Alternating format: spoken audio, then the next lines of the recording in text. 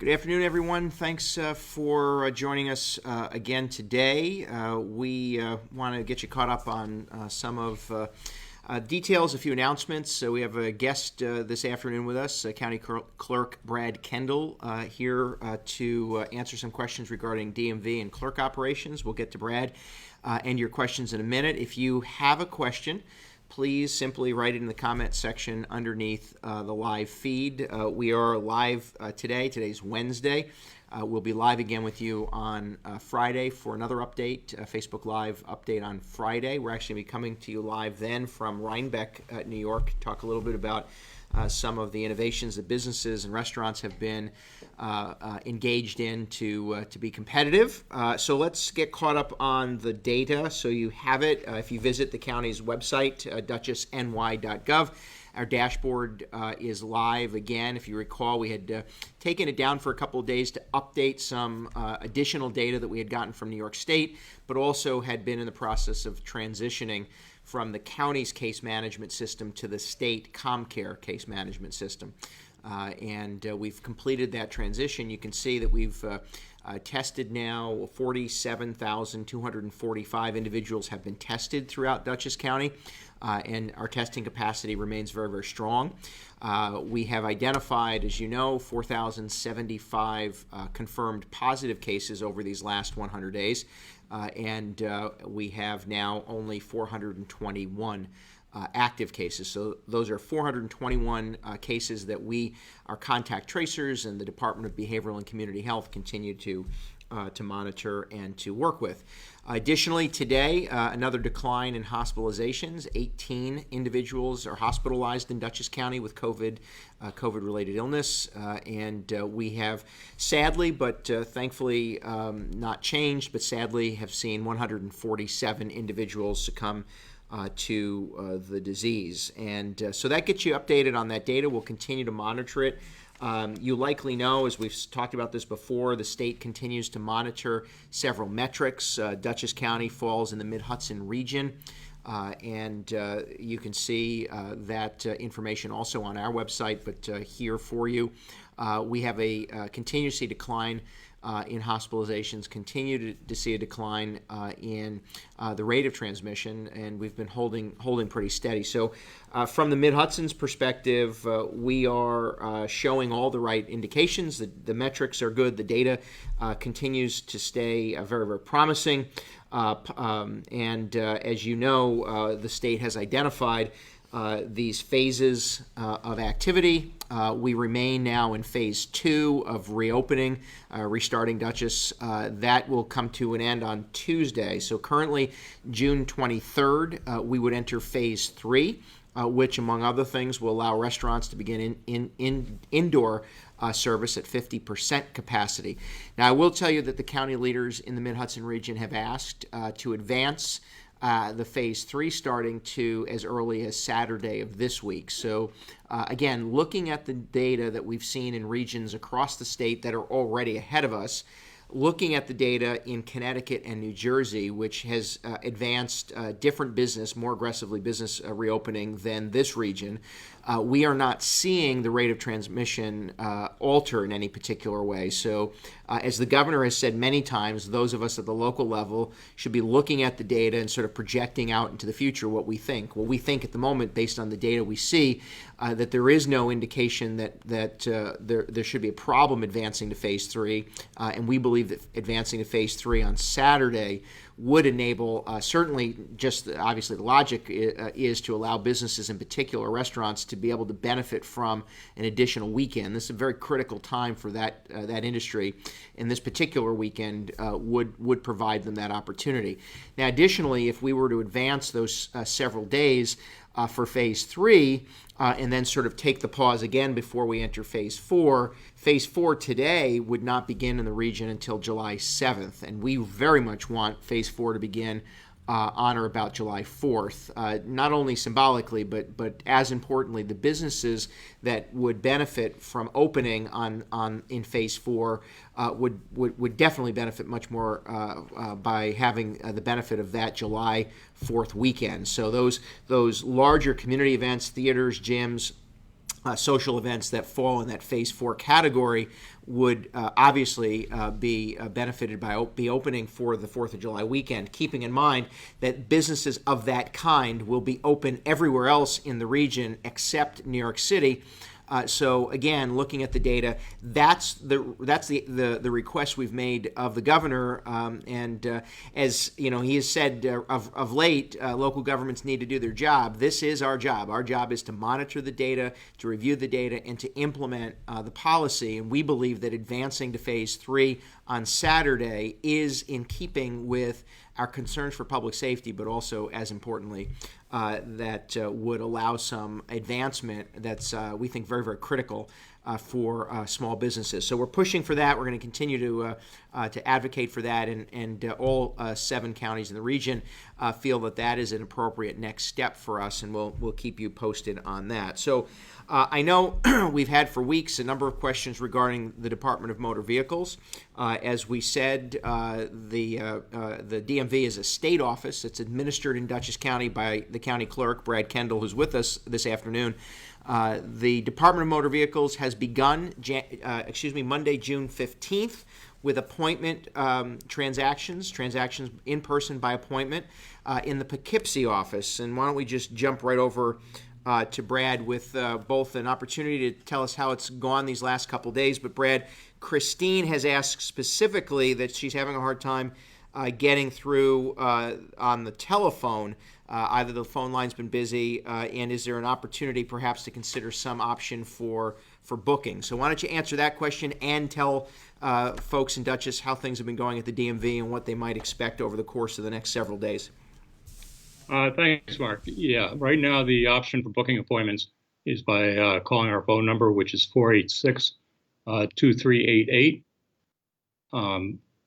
As with anything else, we're phasing in our approach to restarting. We expect to go to online booking sometime in the next 10 days or so. But right now we're trying to screen for people who have kind of a dire need for the transactions that we can only do in person. We've been closed for 3 months.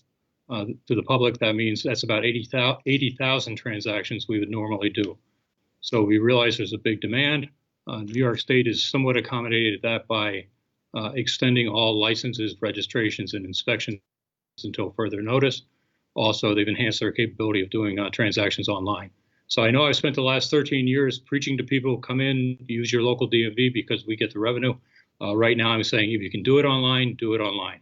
If not, give us a call and we'll try to accommodate you as best we can. So can you, Jen asked specifically about what services you can do by appointment. She specifically said, can we do more than just licensing at the DMV? But why don't you talk also about the clerk side of the clerk's office and what's the full array of activity that people can participate in now? Okay, so sticking with DMV for a moment, right now it is licensed transactions only. Renewals, permits, upgrades to Real ID or enhanced driver's licenses. Virtually every registration transaction you can do through the mail or online. And if you go to the web page of the county clerk on the Dutchess County website, we have pretty specific information on how to do the registrations online or through the mail or by Dropbox in Poughkeepsie. The county clerk side, we've stayed relatively open throughout this entire time. We've allowed for title searching in the second floor in the record room on a limited basis, which is now open all day. We'll do notaries. You can still file. You can still record. You can apply for passports. The passport agency has advised us that do not expect to get any action on a passport application for anywhere from 4 to 6 months.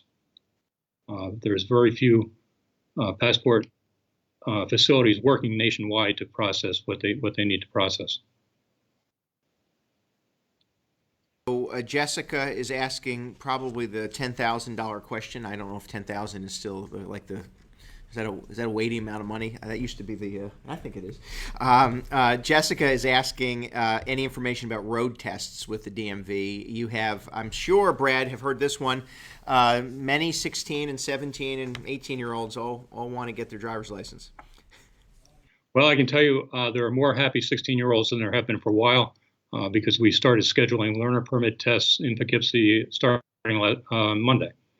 So there is that opportunity. They can go out and practice. The road tests are entirely under the purview of the New York State Department of Motor Vehicles. In our region, they're administered out of the West Haverstraw State Office. And currently, New York State has determined that while they'll do CDL road testing, Class D permit testing is not available. Class D road testing. That's good for them and good to know. We've often gotten, and I know you mentioned the extension of licenses and registration and what have you, but we've gotten a number of questions regarding folks who, maybe had to transfer a plate, they bought a new vehicle, or they bought a new vehicle. What's the direction they should have? Can they operate the vehicle while they're waiting to get scheduled an appointment? Does that sort of open window still cover them? What I would advise them to do is to register the vehicle as quickly as possible. They can do that by going to www.dutchessny.gov/county-clerk. There's a registration packet that explains their options. Other than that, you're kind of at the mercy of the officer who pulls you over. Do you know offhand? Does the governor, because the governor's order originally had extended that window? Is that gray, or is that? They extended the expiration window, and they were somewhat silent on what happens if you're driving on plates from one car on another car that you've now purchased. Okay. We've advised a few people that if it's absolutely necessary, right, go online, conduct the registration as best you can. But if it's absolutely necessary, just make sure you have all your paperwork on you. That would probably be useful, right? And then hopefully the officer gives you a little bit of leniency if they see that you've begun that process. Yeah, so certainly New York State insurance cards, ownership proof, your driver's license, and whatever other documentation you might need for transferring the vehicle. Okay. So I don't know if you can answer this question, but Sheila asked, and I don't know that I have the answer. Will driver's ed resume anytime soon? That one we have no information on. More of a business falls within these phases, and I'd have to believe that would fall within phase 4 because of the proximity between folks. But obviously, if you wear a face covering and you're in that environment, I would think that could begin in phase 4, which, as I said, could be as soon as July 7th. But the state hasn't issued any direction. We'll get some additional information on that as well. So while we have the county clerk here with us, if you have a question on DMV or county clerk related issues, well, actually, if you have any question, just simply write that in the comment below the live feed, and we'll take a couple more questions as you have them. Brad, if you want to hold on just one more minute or two, and we'll see if we get any additional questions for you, and then we can certainly move on to some other topics. Do that, Mark. One thing I would really like to emphasize is the phone lines are working. I get that question a lot. I can't get through. Yeah, they're very busy, but they are working. So you just have to keep trying. And what about you want people to call, is email a reasonable option, or just keep calling? It's best to go through the phone. Keep calling, because the scheduler works off the phone line. Okay, terrific. Okay, so we have a host of other questions I'll try to get through as quickly as we can. As I mentioned, just to remind you, we're in the midst of what is defined as Phase 2. Phase 2 has allowed for an expansion of certain business types, including, as you know, county leaders were successful in having the state advance outdoor dining from Phase 3 to Phase 2. That's been tremendously successful for those businesses that can provide. As you know, I issued an executive order in cooperation with the town supervisors, village, and city mayors across Dutchess, really waiving a lot of local restrictions that would have precluded outdoor dining. And as you can see, and I hope you've benefited from a number of restaurants really taking advantage of that. Of course, we highlighted a few in Rhinebeck and in the Arlington district of the town of Poughkeepsie. But no matter where you are in Dutchess, every corner, all 20 towns, 8 villages, and 2 cities have found ways to be supportive of the restaurant businesses opening up and expanding capacity. Now, it is our expectation as we enter Phase 3. Again, we'd like that to occur on Saturday, and if you have an opportunity to reach out to the governor's office, feel free to tag him in a social media post or tweet at the governor's office. The Mid-Hudson region, we believe, is safe to move to Phase 3 on Saturday. That would allow us to benefit from this particular weekend, in particular for restaurants, and then advance the Phase 4 businesses to correspond with the 4th of July weekend, which, again, assuming the data is strong, which we believe it will be, projecting that far out, we can look, based on the transmission rate today, we can sort of guesstimate what to expect in the next 7 to 14 days. That said, that would advance businesses a little bit, for those businesses ahead of the 4th of July weekend. Now, Phase 3 includes the expansion of indoor activity, in particular indoor seating at restaurants and food service establishments, expansion for food truck and concession stands. But also Phase 3 includes personal care businesses, including, as we've mentioned before, the very popular, but more importantly, very stressed and strained tattoo parlors, piercing facilities. Any of those sort of personal care businesses fall within the Phase 3 category, and we'd like that to advance. So to answer a few questions, and we have 2 more for Brad we'll go to in a minute, but answer a few questions. Phase 3, low-risk sports. Matthew asked that question. This happens often. The governor makes an announcement at these press events he has, and then the protocols don't follow for some time. So I'll say up front, the governor's presentation included, 4 or 5 specific low-risk sports that they identified. That is not a conclusive list, so this is Dutchess County's position as of Tuesday the 23rd. Adult and youth, this is again based on the governor's order, on June 23rd, adult and youth formalized sports activities can commence with practices.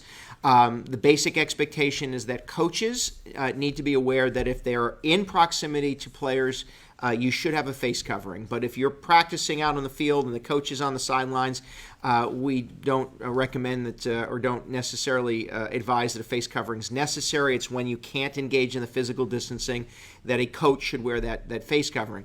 Additionally, certainly, again, practices can begin in Dutchess County as soon as the 23rd. For those activities, we're just going to recommend that there really not be any spectators. Parents drop the kids off. Husbands stay home while your wives play softball, or vice versa, and practice. Now, on July the 6th, competitions can begin formally, and then there are some limitations on spectators. The governor has said 2 people per athlete. Dutchess County is not going to be that clear in counting. In particular, families are what they are. What we would encourage is limiting the number of spectators, and then those who come from a particular household or what have you should stay in sort of their social groups, if you will, so that there's not necessarily large congregations. So again, June 23rd, athletic practices can begin, youth and adult. July 6th is the official start for when competitions can come. Matthew asked specifically about martial arts schools. A martial arts school falls in the Phase 4 category. That is clear currently. There's not been any change on that. So if you're a business, a private operation that's providing that kind of schooling, if you will, that's still in Phase 4.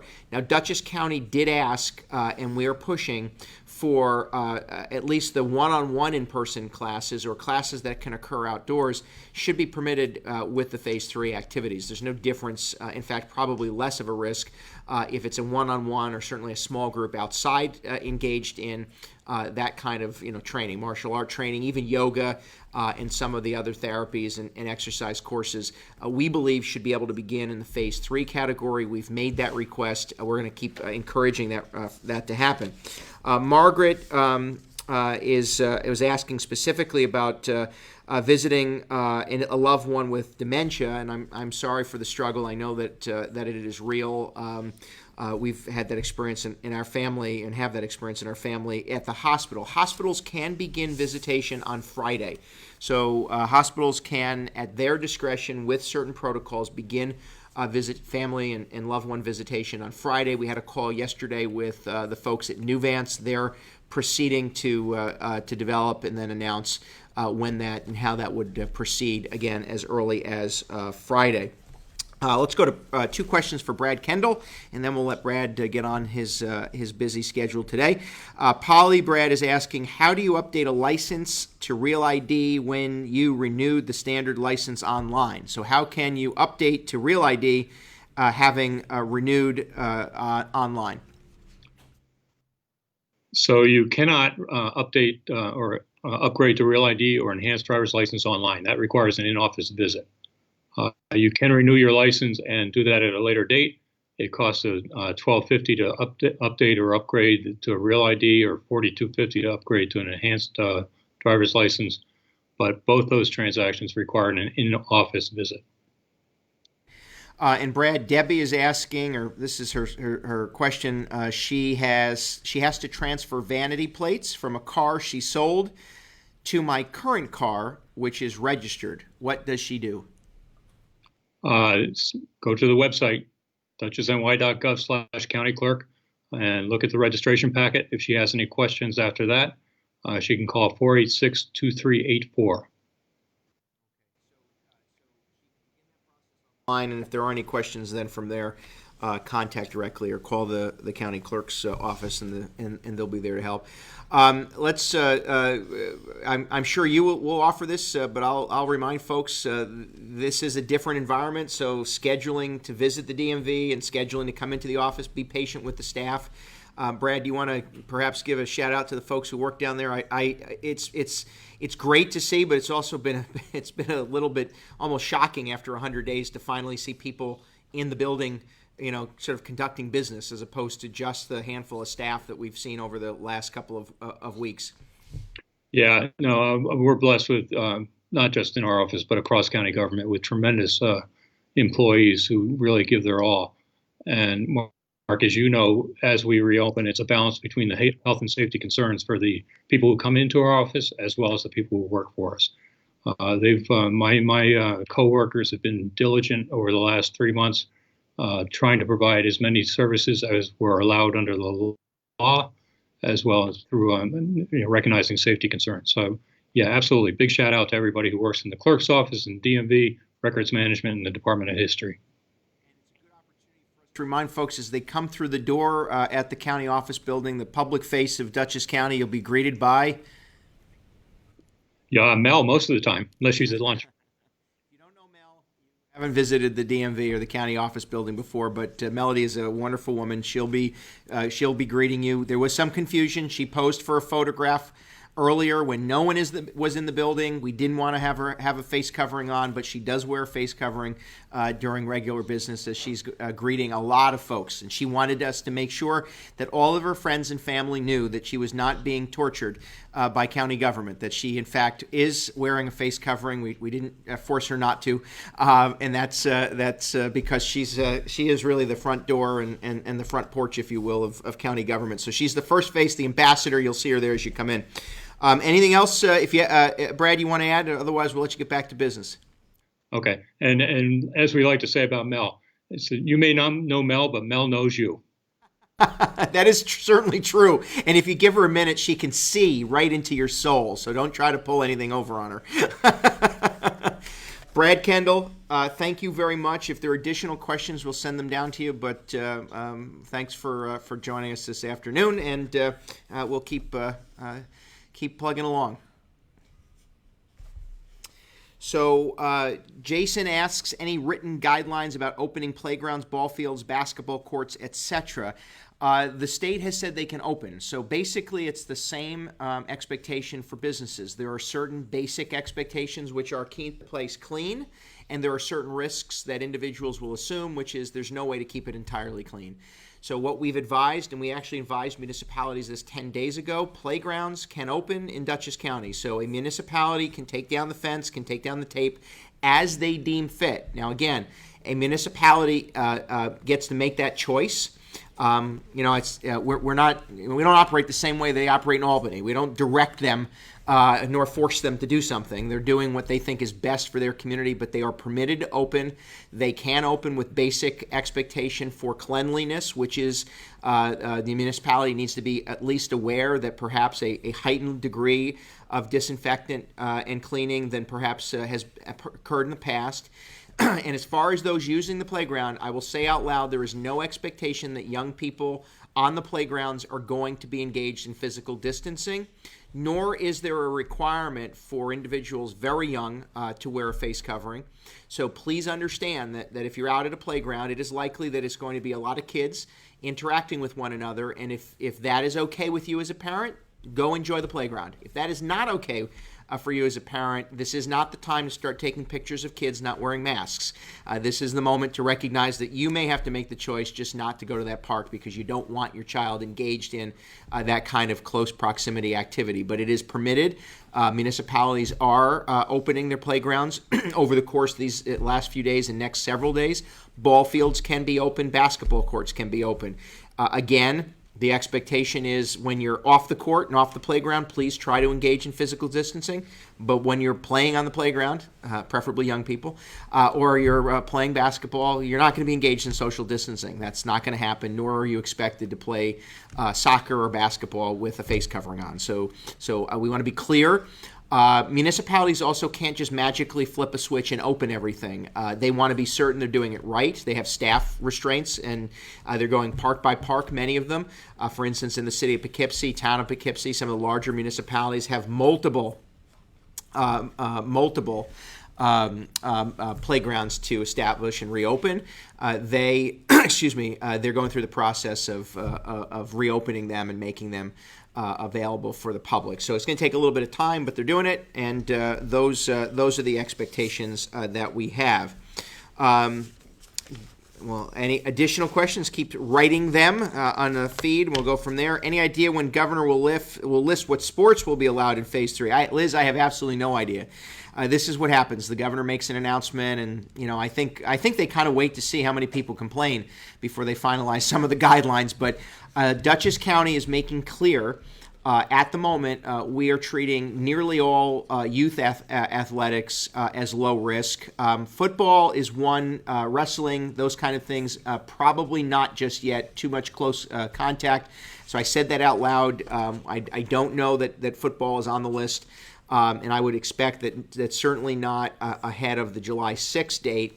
But we've identified that most other youth activities, youth sports, likely have less close proximity interaction, and therefore we've identified as low risk and can proceed. To those football leagues, ask, and we'll try to get you some clarification from either the state or if we can locally. But I don't know when they're going to have a formal list. We just will tell you that the document, the slide that the governor used, had a lot of sports that just didn't seem like sports that a lot of people didn't cover a lot of athletics that most people were playing. But we consider lacrosse, we consider baseball, softball, basketball, soccer, and then the ones that were identified. Field hockey. I think rugby is not one we'd want to encourage at the moment. We have a cricket league in Dutchess County, all low risk. Again, youth and adult sports. Yes, we do have a cricket league in Dutchess County. So that said, we consider them low risk. They can proceed. Practices June 23rd, competitions July 6th, and limiting, ideally, no spectators for the practicing, although, again, in an open park, perhaps that's accommodated, could be accommodated, and then limiting the number of individuals. The governor's office has said two people per athlete. Dutchess County is saying just keep it to as small a minimum as a number as is possible. That would be the direction we give right now. We mentioned on driving schools, we believe that that's a Phase 4 business. We'll get more clarification. Bob asked about that. Driving schools likely Phase 4. Janet's asking if we can get an update on the courts. Courts are transitioning to more in-person activity. Again, the New York State administers those courts. You'll see that transition over the next several weeks, but I can't tell you exactly which services when. At the moment, though, courts are transitioning to more in-person activity, and that will advance further over the course of the next several weeks. If you have a particular concern in a municipal court, reach out to that municipality ahead of time. County court and family court and Supreme Court that operate here in the city of Poughkeepsie, reach out to the court if you have a particular question. But again, I don't believe we have a formal timeline. We just know that over the next several weeks you'll see more court activities. Alyssa, what are the safety requirements for food service employees? Very good question. You are not, excuse me, I apologize. There are basic safety plans that a business has to have adopted. So number one, there is not sort of standard uniformity. For someone serving food, it's not expected, for instance, a chef or a cook is wearing plastic gloves or latex gloves and a face covering while they're cooking. But it is expected that if a server is providing service in proximity to someone else, that you would wear a face covering. Again, the advice to you is if you have a question, the business is supposed to have a safety plan. You should review that safety plan. But again, the expectation, and I'll say this very, very carefully, if you're providing service directly in contact with a customer, if you're in proximity, there should be plexiglass. There should be some means of separating the two individuals. But simply putting together food and assembling a meal of some kind, there isn't the expectation that everyone is wearing a face covering, although it is recommended. And for restaurants, however, service staff is required to wear a face covering. So there's different standards for particular businesses. You should see, what their safety plan is, and they should be adhering to it. The other thing I want to say again, and I've had this conversation many times, so I'm going to be clear about it. We are asking people to wear a face covering, and you're asked to wear it when you are not able to physically distance from someone else. It is a reasonable barrier to slow the transmission. However, that particular expectation doesn't come with a penalty. So understand that the emergency order the governor issued for ordinary citizens to wear a face covering doesn't come with a penalty. That said, a business can refuse providing service to you if you are not wearing a face covering. It is not, however, they cannot simply refuse the service. They can refuse the service, but if you have a medical reason or a disability that would preclude you from wearing a face covering, you simply state it, and that business is to provide some accommodation. It may mean that they ask you to please wait a few minutes before customers leave, or that they provide you curbside service. But again, if you have a medical reason and you choose and you cannot wear a face covering, you cannot be denied service. You just would have to be accommodated in a different way. So that is the best I can offer you on the clarification again on face coverings and masks. We do encourage you to continue wearing them as appropriate. And again, as I said, and we've said this many times, so I'm going to say it again. Just be kind to each other. I've seen videos of people taking pictures of folks eating at restaurants. I will say this: if you're seated outdoors at a table at a restaurant, you are not required to wear a face covering, and it's just not appropriate to take video of ordinary, innocent people sitting down and eating. It's just not. It's not becoming. It's not decent. It's not nice. If you're seated at the table, you don't have to wear a face covering.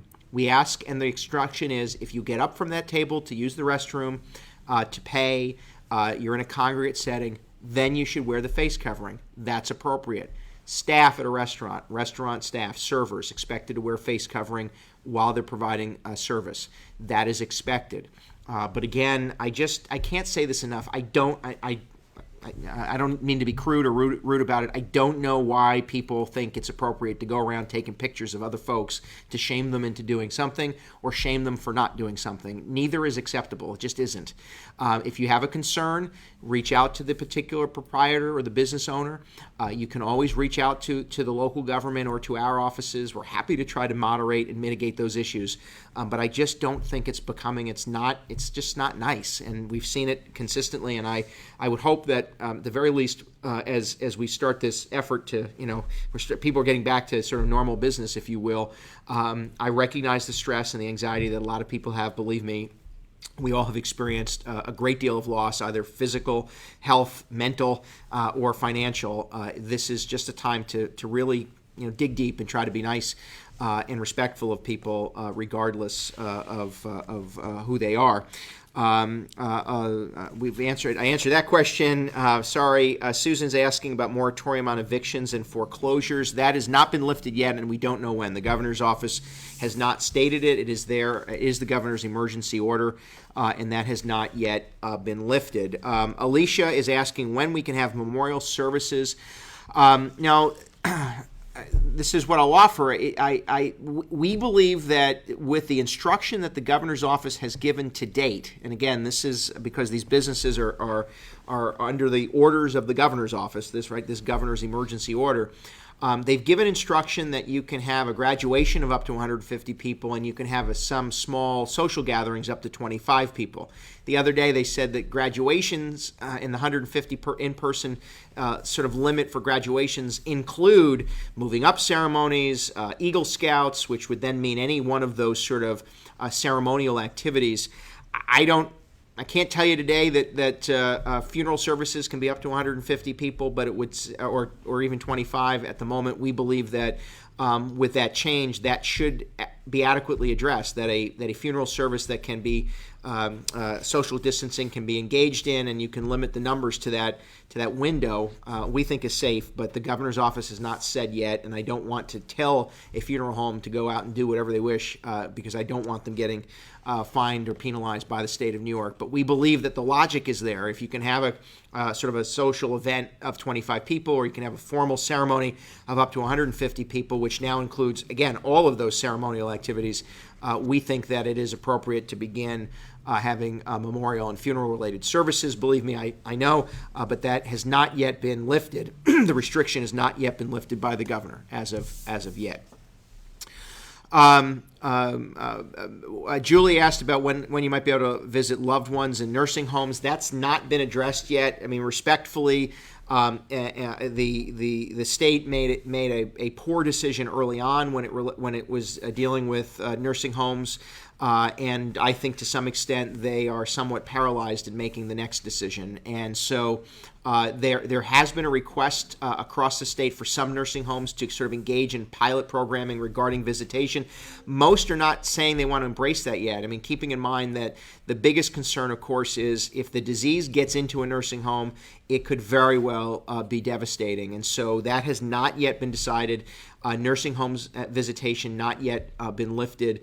As I said, many of the nursing home staff who've been doing a wonderful job, I mean, really working very hard. We've finalized our testing of nursing homes, and we'll have those final results out later this week. So from our perspective, again, they've done an amazing amount of work to keep people safe. We recognize the need to have visitation, but there's been a real hesitance and concern regarding the transmission of the disease within a nursing home facility. And our nursing homes, we're polling to try to get some direction as to what their feeling is for outside visitation. It does seem that there can be ways to do that safely, but again, the concern is that this is a highly vulnerable population, and the concern is they just don't want to cause greater risk or take greater risk. And that said, we'll continue to ask, and I'll try to get you what information and what additional information we can give you. To update, a few bits of I say good news or good information, if you will. As we've mentioned before, the Office for the Aging, Dutchess County's Office for the Aging, continues to provide meals to families across Dutchess County. We traditionally in the summer months have our picnics, 12 separate picnics across Dutchess. We obviously are not going to be hosting those in person this year, but we are going to have our drive-through senior picnics. So you'll be receiving, if you are a senior citizen or an aspiring senior citizen, you'll be receiving an invitation in the mail to participate at one of 12 drive-in or drive-through senior picnics. You'll have a nice meal provided to you at takeout. You'll be able to drive in. There'll be volunteers to provide you that meal. And we hope that you enjoy that. So we are asking, we'll be out to bid soon. We're asking delis and local delis to provide us a number, a price for meals. We'd like to try to buy as many of these meals. Well, we will buy these meals from local businesses. As I've mentioned, the milk will be purchased through Hudson Valley Fresh, a Dutchess County business, and the fruit will be purchased by and through area farms. So that's the Office for the Aging Picnic. You'll see that invitation coming out soon. We expect that to begin the end of July. It'll be drive-through, and we'll be there to greet you and send you on your way with a great Office for the Aging meal. The 4th of July is right around the corner, Independence Day, and as we mentioned, as you've heard me say a few times now, our goal is to try to advance Phase 4 to correspond with the 4th of July weekend, because a lot of businesses would fall in that category. But this year, as a means of just giving us an opportunity to celebrate together, Dutchess County will be hosting 3 simultaneous fireworks displays. These will be car-based, so we'll ask you to drive in, stay in or near your vehicle, and take part and watch the fireworks. Fireworks will be at or about 9:30 p.m. At Dutchess Stadium in partnership with the Hudson Valley Renegades. Thus, our theme this year, Dutchess Goes Renegade. And yes, we mean to allude to going renegade. That is, there's multiple meanings to that. It's not just the fact we're celebrating our partnership with the Renegades, but it is Dutchess Goes Renegade. We're encouraging you to enjoy yourself on the 4th of July. At Dutchess Stadium in Fishkill in partnership with the Renegades, at the Dutchess County Fairgrounds in partnership with the administration at the fairgrounds, and at Silo Ridge.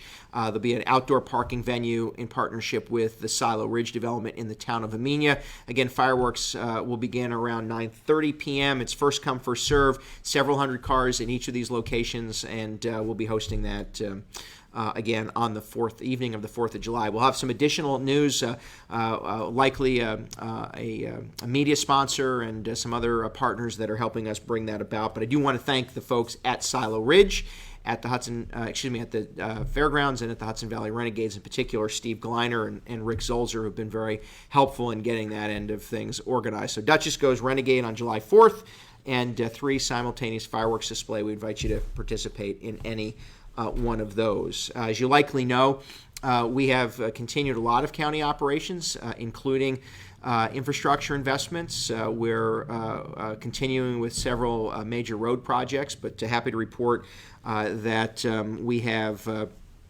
completed Myers Corners Road and the reconstruction of Myers Corners Road. This was a very complicated job. It was a very highly trafficked job, and we're very grateful for the patience that residents, commuters, and businesses extended our way during this reconstruction project. But we're grateful to the Department of Public Works, who's done a wonderful job overseeing projects like this. You'll continue to see more.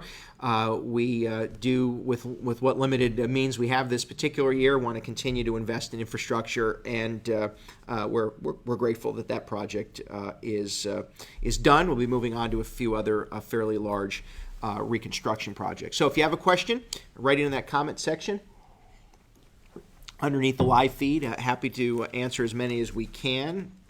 So Megan asked, when will other DMV offices begin accepting appointments? Not just yet. Within the next 7 to 10 days, the Wappinger office will open, but that's just not yet. And then subsequently Millbrook. Polling in the polling offices, and the clerk has had this conversation with local polling officials. That office will remain closed at this point indefinitely. There is just too many challenges in getting that office open with the restrictions that are in place.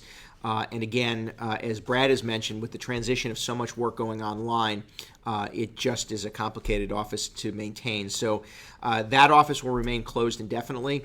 Wappinger will be the next one by appointment, but not within the next 7 to 10 days. So keep an eye out for that, and reach out to the clerk's office for more information. Thomas, good question.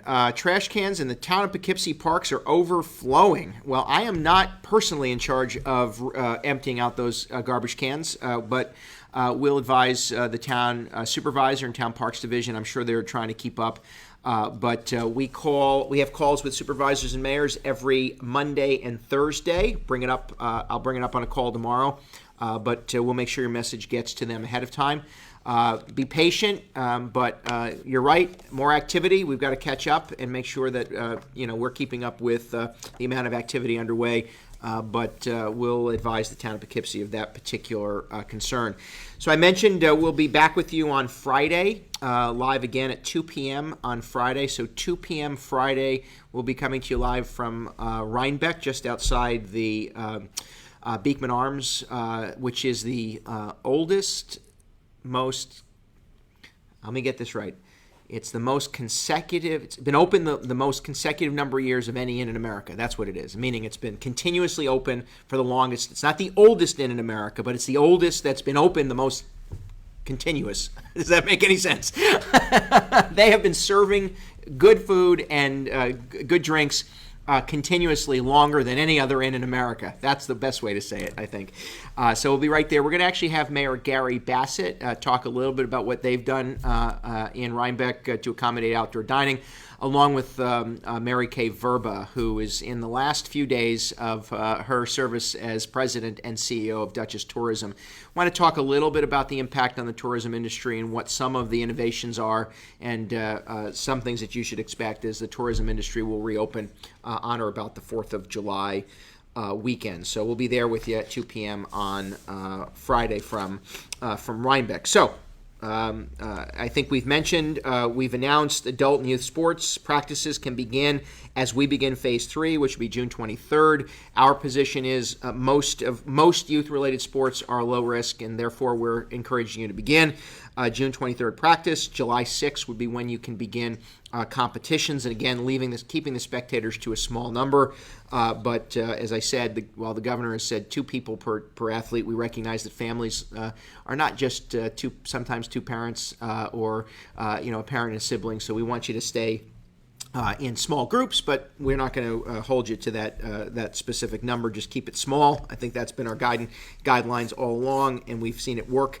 As you know, social gatherings up to 25 people, graduations, and now these commencements and sort of ceremonial activities can be as many as 150, socially distanced as well.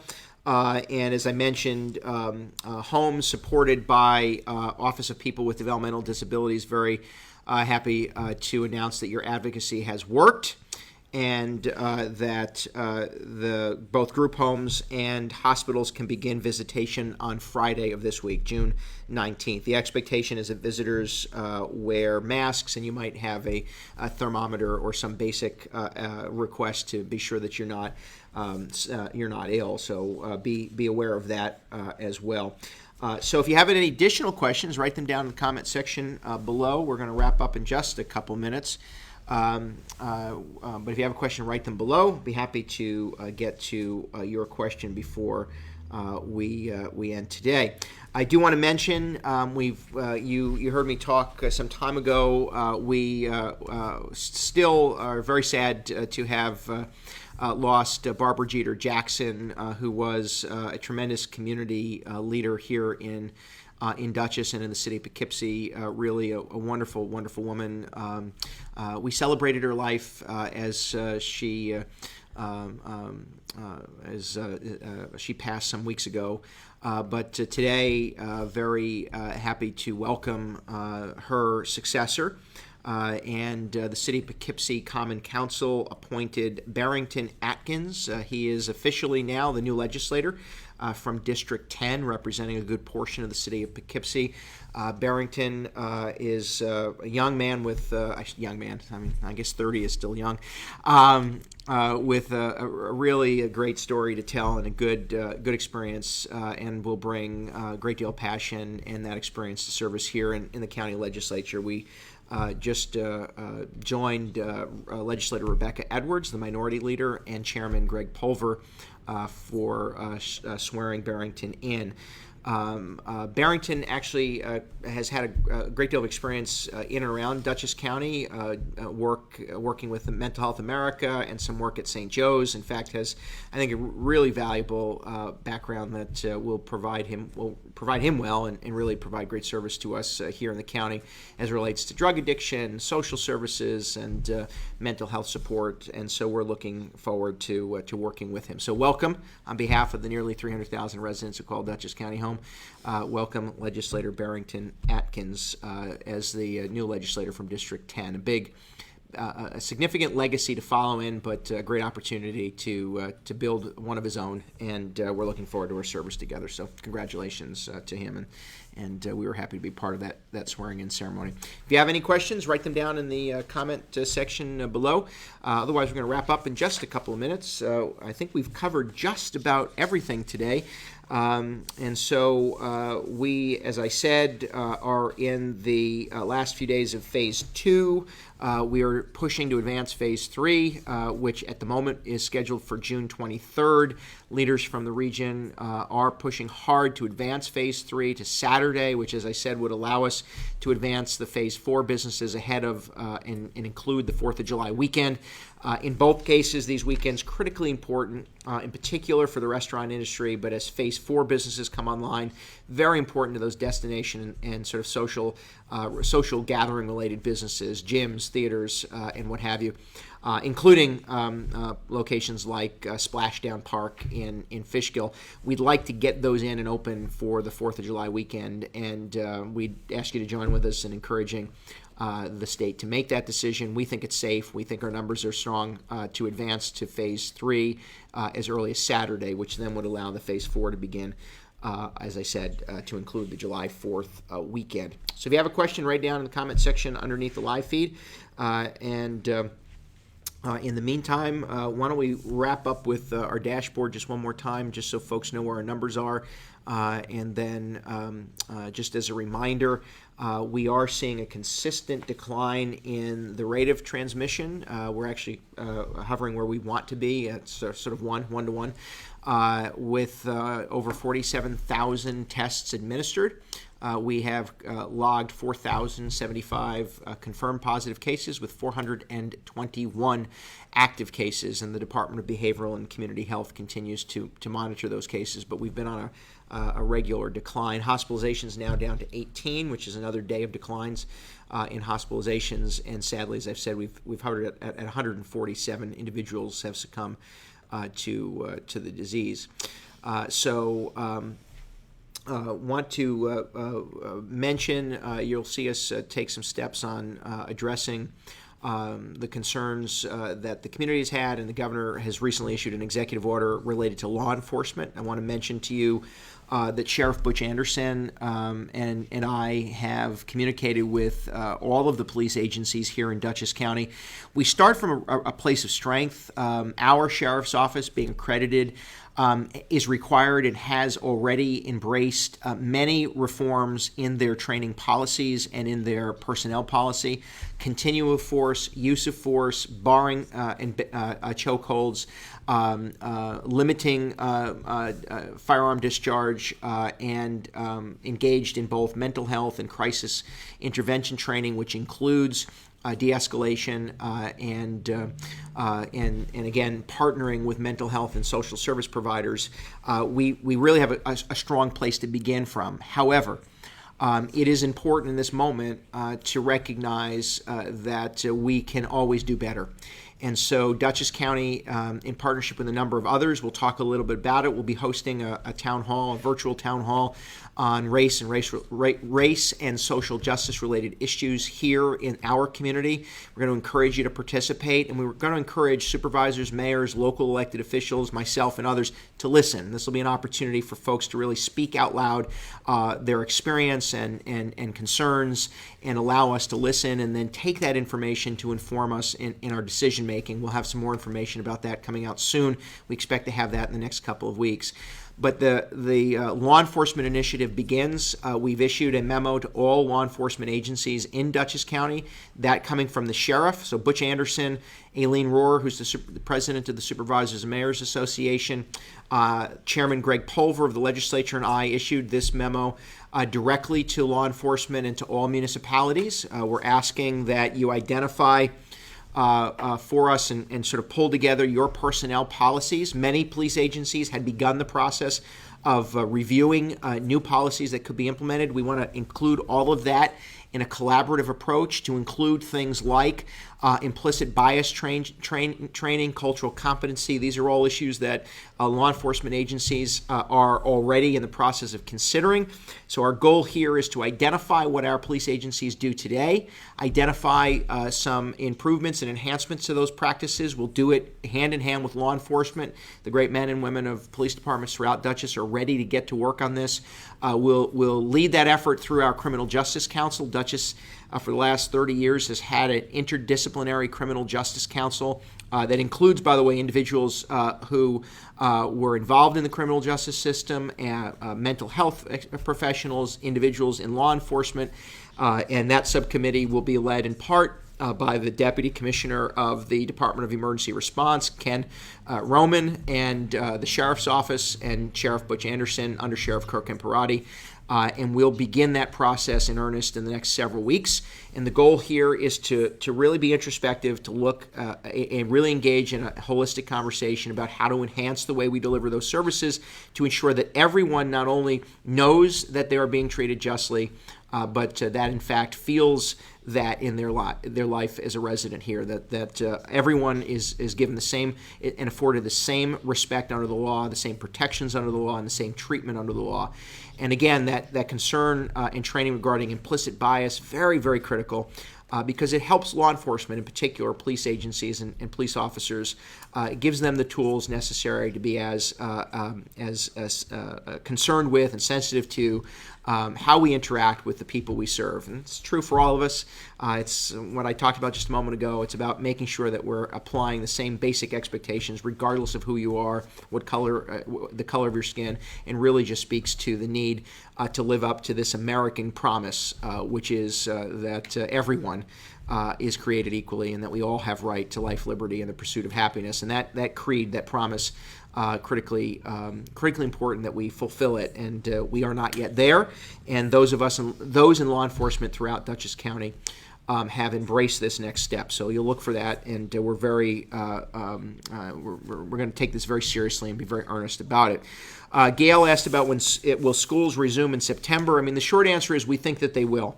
The state is evaluating with school districts what families, students, and teachers want schools to look like in September. We believe that schools can resume business with certain precautions in September. We are concerned.